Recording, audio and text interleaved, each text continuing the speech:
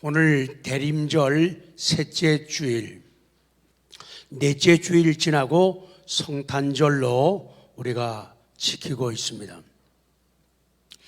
대림절에 교회 강단에서 전파되어야 할 말씀들이 많지만은 그 가운데 이사야 선지자의 선포, 또 세례 요한의 선포, 그리고 마리아의 모습, 그 고백을 통한 선포, 그러한 내용들이 많이 강조가 되고 있습니다. 그래서 오늘 이 시간에는 세례 요한의 증거를 통해서 우리가 어떻게 들어야 되고 무엇을 말해야 되고 어떻게 준비를 할 것인가를 말씀을 통하여 교훈받고 순종하고 실천하기를 원합니다. 오늘 세례 요한의 증거, 세례 요한의 증거를 통해서 예수님이 이 땅에 오신다고 하는 그런 복음이 제시가 되고 있습니다. 우리가 말하는 신약, 새로운 약속, 이 신약이라고 하는 것은 하나님께서 예수님을 통하여 인간 우리들에게 새롭게 한 새 약속을 신약이라고 하고, 또 신약 성경을 줄여가지고 신약이라고 부릅니다. 그 가운데 이 마가복음은 사복음서, 마태복음, 마가복음, 누가복음, 요한복음, 이 가운데서 학자들이 보통 말할 적에 가장 먼저 기록된 말씀이다라고 말을 하고 있어요. 이 마가복음의 특징이 있죠.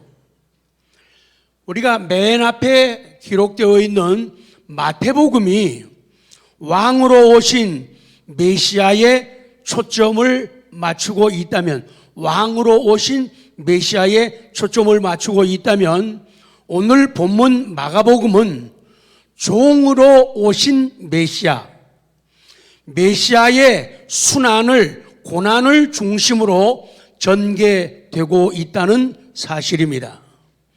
이 마가복음은 다른 복음서보다 더더욱 내용이 단순 명료합니다. 그리고 이 마가복음은 생기가 있고 박진감이 넘치는 그런 복음, 하나님의 말씀이에요. 마가복음에 나타난 하나님의 섭리입니다. 이 마가복음을 통해서 하나님의 섭리가 어떻게 나타나느냐?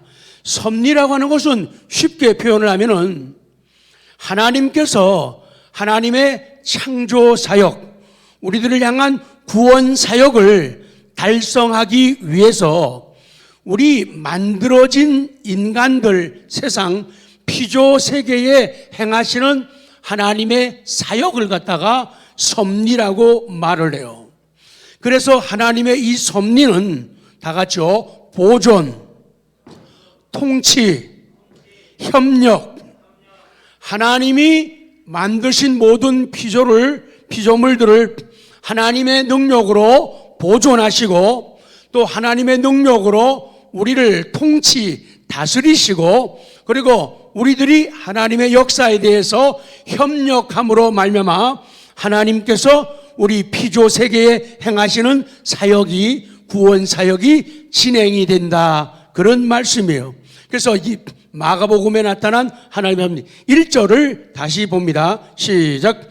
하나님의 아들 예수 그리스도의 복음의 시작이라. 성경 기자 마가는 구원의 복음이 무엇이며 성도의 구원이 어떻게 이루어진 것인가를 보여주고 있습니다. 그리고는 이 마가복음의 3분의 1 이상을 예수 그리스도의 고난과 그리스도의 박해당하심, 그리고 십자가의 죽음을 말씀하고 있어요. 3분의 2가 예수님의 고난, 박해, 그리고 십자가의 죽으심을 언급하고 있는 하나님의 말씀이에요. 그러니까 마가복음에서 예수님의 고난, 박해, 그리고 죽으심, 이것이 무슨 의미를 가지고 있느냐? 구원이라고 하는 것은, 구원은 두째 줄부터 시작. 구원은 예수 그리스도의 십자가의 죽음으로 시작되었음을 말해준다. 그래요. 우리의 구원은 예수님의 십자가의 죽음으로 시작이 되었다. 그분의 죽으심으로 우리가 살게 되었고, 그분의 죽으심으로 새로운 소망을 발견하게 되었다. 그렇지 않으면 우리는 계속 죽어야 하고, 소망 없고 절망 가운데서 어두움 속에서 낙심하면서 자포자기하고 살 수밖에 없었는데, 예수 그리스도의 구원, 그 구원은 그리스도의 십자가에서 죽음으로부터 시작된 것을 성경은, 특별히 마가복음은 교훈하고 있는 거예요. 그래서 고난과 죽음 없이는, 뭐가 없이는? 이쪽은 식사 안 하셨나 봐요. 고난과 죽음 없이는, 뭐가 없이는? 고난과 죽음 없이는 결코 부활의 영광이 있을 수 없다는 것을 모든 성경이, 특별히 이 마가복음이 교훈하고 강조하고 있는 거예요. 니은 신약, 새로운 약속. A, 신약은 복음이라는 거예요. 새로운 약속은 복음이에요. 하나님의 아들 예수 그리스도의 복음의 시작이라. 복된 소식, 복된 소리다. 그래서 신약은 선한 말씀으로서 모두가 받아들일 만하며 기쁜 소식을 가져다 준다. 하나님께서 예수님을 통하여 인간에게 새롭게 한 약속, 이것이 신약, 새로운 약속이며 복음이다. 두 번째, 신약은 예수 그리스도의 복음이에요. 다른 복음이 아니라 하나님이신 예수 그리스도, 이 땅에 우리를 위해서 오신 거룩한 탄생, 성탄의 주인이신 예수님의 복음이다. 마태복음은 단지 서문에 불과한 예수 그리스도의 족보로부터 시작이 되고 있죠. 아브라함의 세계라 이렇게 나아가죠. 그런데 오늘 마가복음은 곧장 그리스도의 복음으로부터 시작되고 있다는 사실이에요. 예수 그리스도의 복음이 시작됨에 따라서 선지자의 글에 기록된 대로 복음이 이루어져 가는 것을 알게 됩니다. 신약은 하나님의 아들 예수 그리스도의 복음에, 예수님에 대한 복음, 또 예수님이 주신 복음이다. 세 번째, 예수님은 하나님의 아들이시라는 거예요. 예수님은 사람의 몸을 입고 오셨지만은 하나님이라는 것이죠. 어린 아기로 오셨고 강보에 쌓였고 구유에 누우셨다. 그래서 볼 수 있는 사람들, 지각이 있는 사람들, 성령의 인도를 받는 사람들은 그 성탄의 그 아기가 아니라 하나님이라는 사실을 그들이 발견하고 깨닫고 황금과 유향과 몰약으로 예배를 드리고 그 앞에 무릎을 꿇는 위대한 회복과 승리의 역사가 나타나게 되는 것이죠.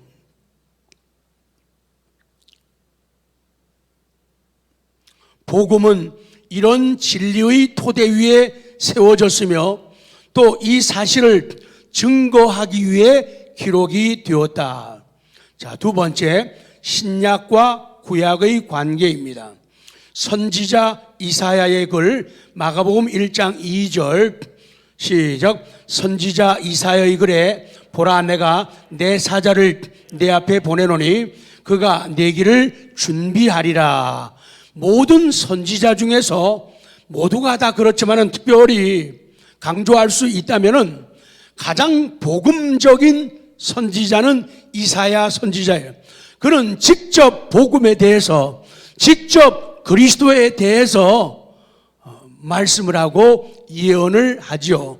그래서 가장 복음적인 선지자인 이 이사야는 자기의 예언 속에 기록된 복음적인 부분을 그리스도 복음의 시작을 가리키는 이 말씀으로 시작을 하고 있다는 사실이에요. 이 선지서는 구약의 선지자들을 하나님께서 보내셨다고 믿는 유대인들에게 가장 적절하고 가장 강한 확신을 심어주고 있습니다. 그리고 신약과 구약에 대한 믿음을 확인하고자 하는 우리 그리스도인들 모두에게도 이 이사야 선지자, 그리고 이사야 선지자의 예언한 그 하나님의 말씀은 엄청난 도움이 돼요. 그래서 구약에서 이사야 선지의 예언을 통해서 거기에서 하나님을 발견한 사람들, 거기서 그리스도를, 아기 예수님을 발견한 사람들은 그 성탄의 의미에 감격하고 성탄을 바르게 준비하고 감격하며 살아간다는 사실입니다. 두 번째 니은, 말라기는 세례 요한에 대해서 아주 분명하게 증거를 하고 있습니다.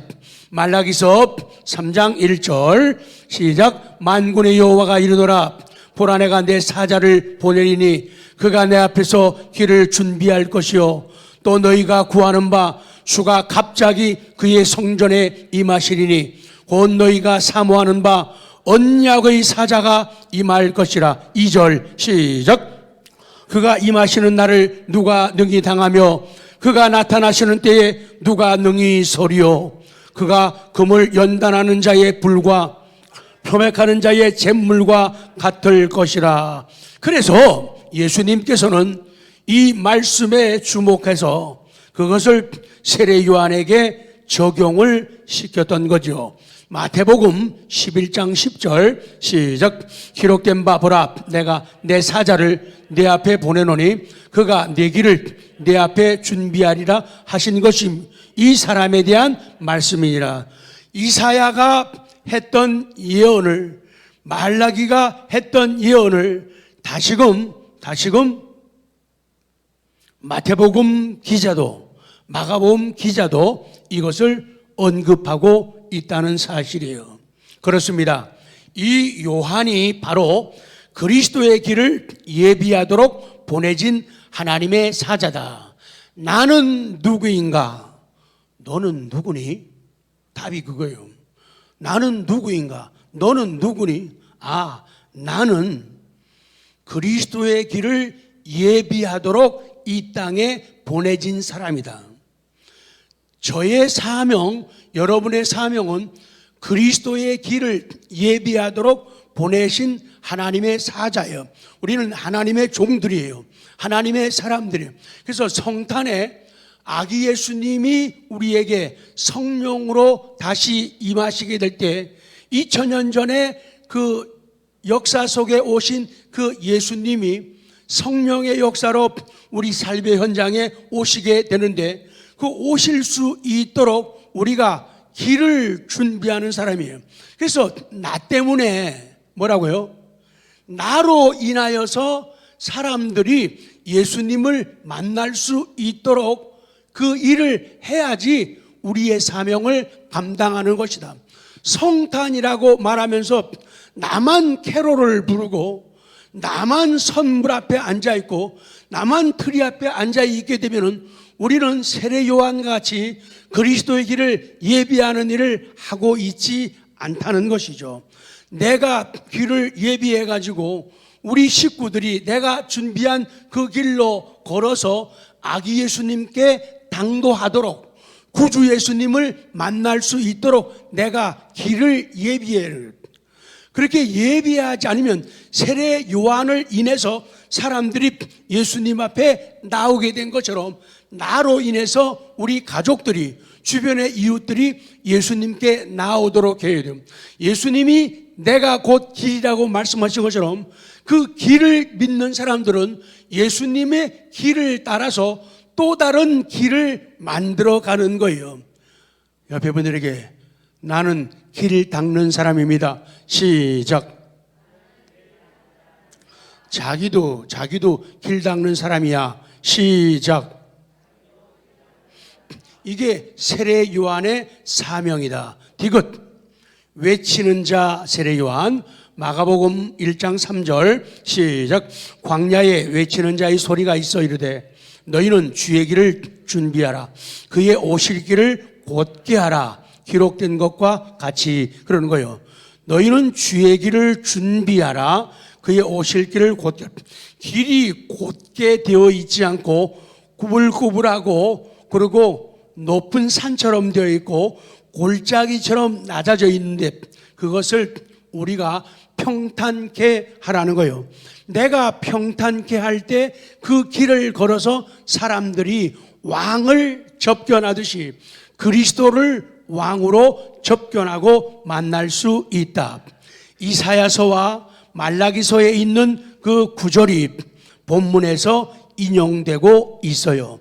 이 두 선지자들이 모두 그리스도 복음의 시작에 관한 동일한 의도를 가지고 있어요.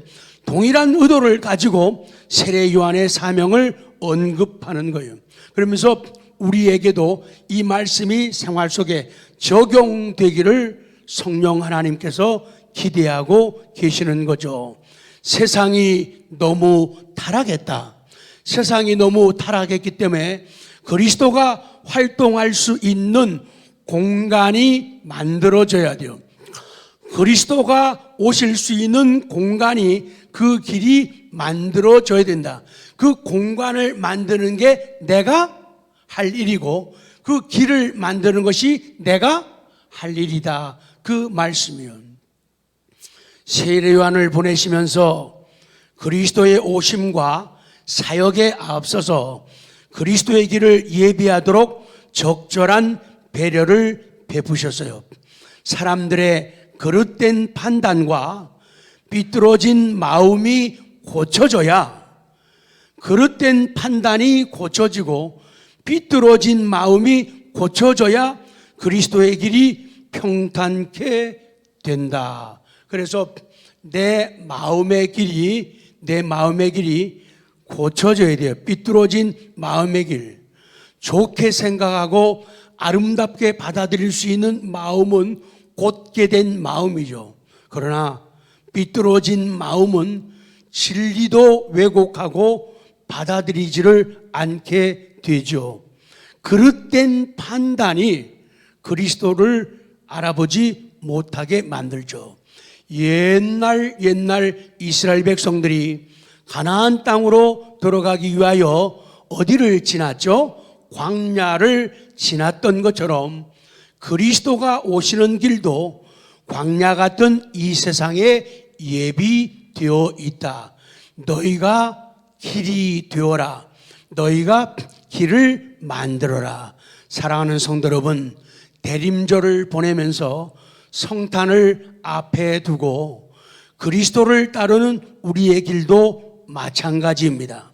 우리는 주의 길을 예비하도록 보내진 이 시대의 세례 요한입니다. 다시요, 조는 분 깨우면서 당신이 세례 요한입니다. 시작. 방향 바꿔서 깨워요. 시작. 그래요.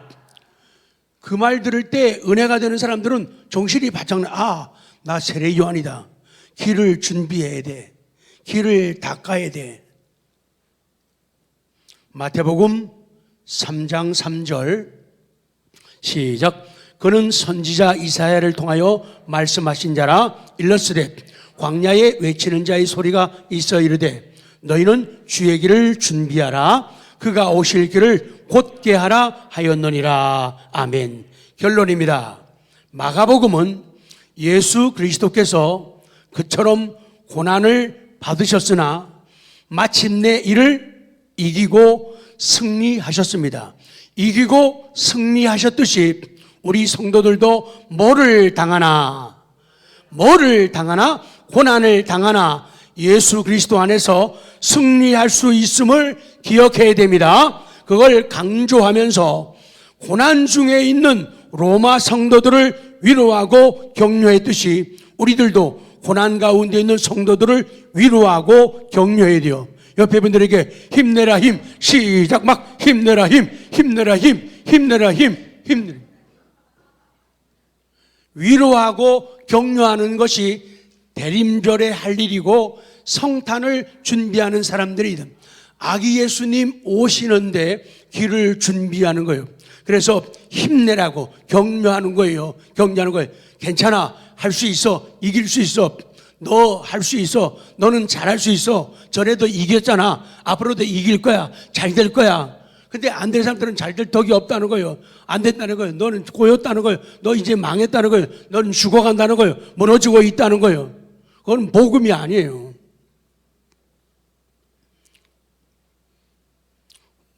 이 세상 마지막 날에 주어질 햇빛보다 더 맑고 찬란한 영광, 그 면류관을 바라보면서 사람들을 바라보게 하는 거예요. 아플 때 기도하면은 엄청나게 자주 많이 우리는 고침을 받아요. 그래요. 우리 살아오면서 한평 살면서 하나님이 나를 만지시고 내 병을 고쳐주신 게 한두 가지가 아니잖아요. 엄청 많아요. 주변에. 근데요, 결국 고침받아도 결국은 또 아파요. 그리고 또 죽어요. 근데 참 신기한 퍼센트가 나온 게 있어요. 사람이 죽을 때 대체적으로 사람이 자기 제일 약한 부분이 있죠. 대개가 그것 때문에 죽어요. 그거를 기도해가지고 은혜를 맛보고 기적을 체험해서 나았죠. 그래도 연약한 우리 인간들은 또 게을르게 기도하고 게을르게 살고 게을르게 건강관리하고 게으르게 식단 조절 제대로 못해가지고 결국은 아팠던 병으로 대개 죽어요. 그래서 그 간격을 얼마나 줄이느냐, 이것은 의술 가지고 안 되는 거죠. 힘들고 아플 때 의사들이 어디 가요? 교회 오잖아요. 의사들이 기도원 가잖아요. 근데 교인들만 바보가 많아요. 온통 하나님께 기도하고 매달릴 생각은 안 하고 사람들만 찾아다니는 거예요. 매일 병원만 가는 거예요. 병원에 가야 돼요? 안 가면 안 돼요? 약 먹어야 돼요? 안 먹으면 안 돼요? 약 먹으면서도 기도해야 돼요. 그냥 하면 안 돼요. 엄청 진하게 기도하면서 먹어야 돼요. 엄청 진하게 기도하면서 수술을 받아야 돼요. 엄청 진하게 기도하면서 치료를 받아야 된다고요. 근데 결국은 그것 때문에 결국 또 죽어요. 그렇기 때문에 그 간격을 줄이는 것은 우리의 몫이라는 거예요. 결국은 사람은 고침받아도 결국은 또 죽습니다. 안 아팠던 사람도 죽는 거예요. 그렇기 때문에 대림절을 통해서 성탄절을 앞에 두고 오시는 주님, 날 살리기 위해 구원하기 위해 오신 그분, 하늘나라를 준비하신 그분, 결국에 권력자들도 대통령이고 왕이고 장관이고 국회의원이고 큰소리 뻥뻥 치는 것 같아도 결국은 다 교회 무시하고 깔보고 별소리 다 질러대도 결국은 마지막 순간에 한계점에 가서는요 다 무릎을 꿇고 머리 숙이는 거예요. 그래서 상급을 바라보게 합니다. 그러니까 내가 상급을 바라봐야지 남들에게도 식구들에게도 상급을 얘기할 수 있는데 내가 확신이 없으니까 가서도 식구들에게 얘기를 안 하는 거예요. 얘기를 못 하는 거예요. 그러다가 사람은 아무것도 아니에요. 그러다 일 만나면, 사건 만나면, 사고 나면은, 심각한 병 만나면 그냥 끝나는 거예요. 그래서 감사함으로 두려움으로 준비하면서 인생 살아야지. 아무런 앞으로 1년, 5년, 10년 후에 찬란한 계획이 있고 놀라운 승리와 성공이 보장된 사업이 있어도 사람 별거 아니에요. 그래서 우리에게는 지혜가 필요하다는 것이죠. 말씀 맺겠습니다.